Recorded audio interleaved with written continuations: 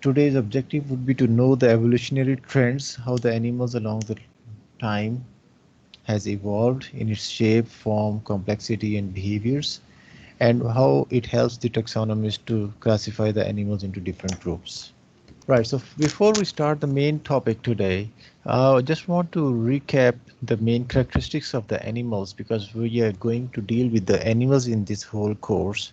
So what do you think the animals are? Just think about the main characteristics for 5 seconds, then I will go to the next slides and give you the brief details about the animal characteristics. Okay, I hope you all must have thought of all of or some of the or most of these characteristics of the animals.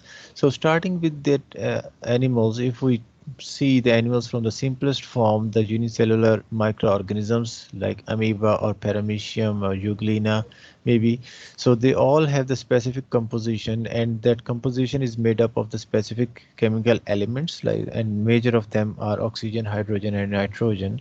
And along the passage of the evolution, as the animal life, animal structure becomes complex, those elements were reacted together and to make the complex molecules and made the macromolecules in the form of the proteins, carbohydrates, cellulose, maybe and the other fats, lipids, fatty acids, right, amino acids. So these are all the complex molecules, and these molecules are present in each and every animal regardless of their habitat, regardless of their size, regardless of their complexity.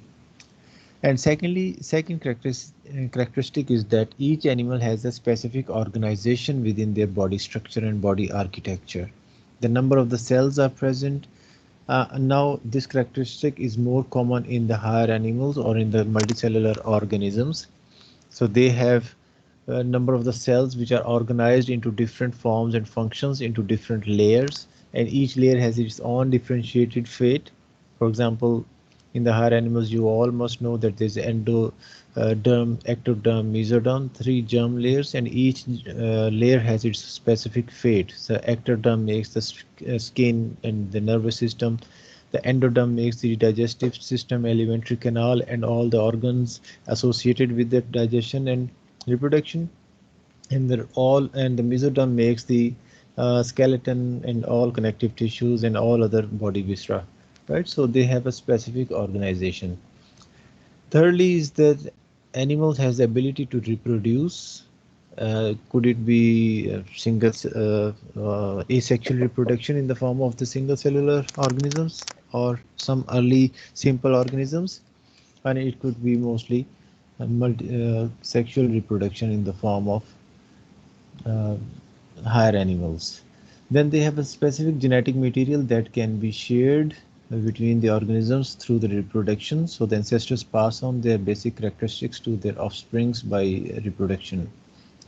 The bodies can survive only if they can do their metabolic processes, and each animal has a specific metabolic mechanisms which are similar in all of them, all of the animals.